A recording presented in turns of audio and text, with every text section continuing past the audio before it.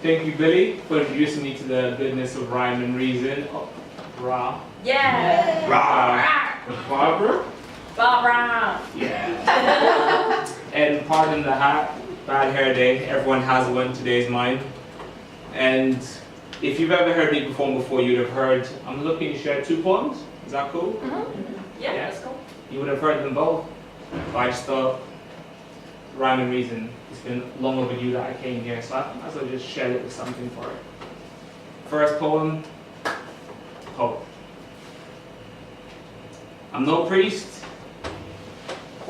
so hold peace with my utterance, please. I only speak on how I'm perceiving the gutter run. The way I'm envisioning steps deeper than the upper rung. This pilgrimage of every day, all my feelings are coming from. A cold world, a picture full of archetypes.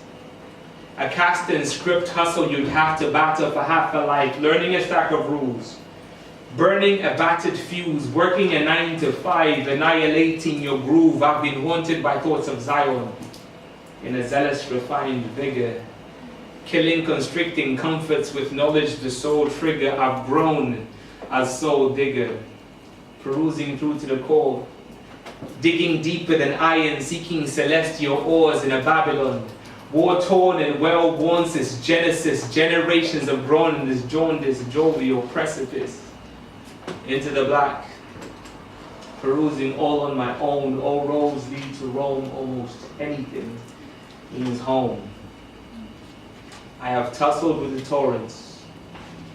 Forces that forever wrestle, the currents of current themes, these strong streams of vessels, harboring many outs, many inns for pleasure, a tower of hidden dreams that elude me for crude leisure. But who better than me to exude the true measures, the limits I let live in my trickling blues ledger, in a mountain full of melancholy peaks, my numb steps and madness let the pedagogy speak.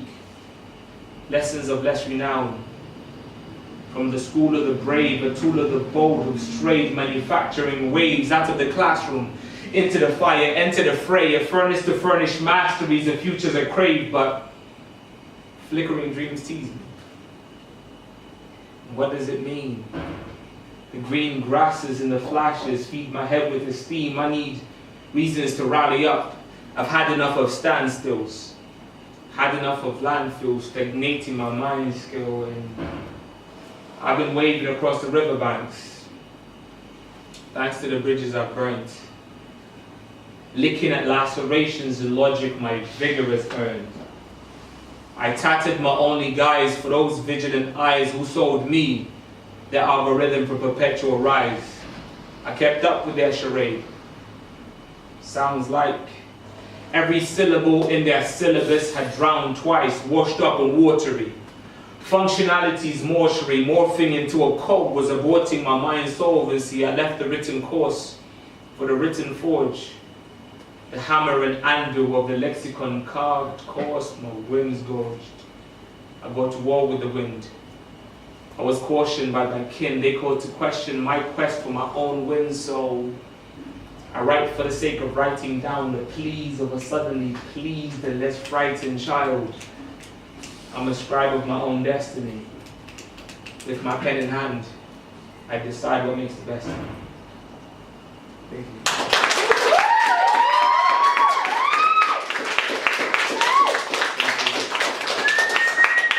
So that was poem number 1, oldie but a goodie. I always say that one's as old as dirt, but I always come back to that. And this next one's not as cheerful as the other one, but I feel it's a very important one, so whenever I do anything, I try to slide it into the mix.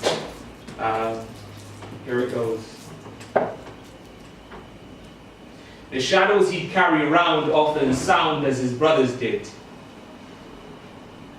cluttering the ground all around where his mother lived. Pictures of his past still scattered in his teeth, so every grimace is a glance at the company he keeps. With only morsels of memories for his mates, he paced the quiet spaces that remember his face, holding anger as the shield he would wield as he journeyed out into this world, a whirlwind of running mouths. He always hated when they stated that they could relate. The floating heads overstaying their place in his face, vocalizing and theorizing the power play, downplaying the heavy sound of sour days. He perspires through a prison of past. No last wishes to whisk him from this kingdom of glass. No one to ask about the tremors polluting his peace of mind and piecing what I believe to be a kid of my kind, so I'm sorry. I'm sorry that I missed you when you called me for help. Holding your health through hellfire, shouldering self, chauffeuring a shell, sheltering this story to tell, never connecting with your comfort, too confined to a cell. Between the quiet and the chaos, you've cradled the crypt, slipped slowly into the same thoughts that labored you sick. Fraternizing with every skeleton you labored to keep, unable to weep. You're worried that they'll label you weak, and I know these mirrors haven't managed to replicate your ambition. You face reflections rejecting your inner mission, infecting your intuition with doubt, killing your confidence. How can reason conquer this drought without your conscious encounter? Scouting for sentences centered in grief, I reach deep into your courage to enable your speech, leak peace onto this table so we can eat and enable your weakening sense of self to realize that you are capable. We were brothers before the blood.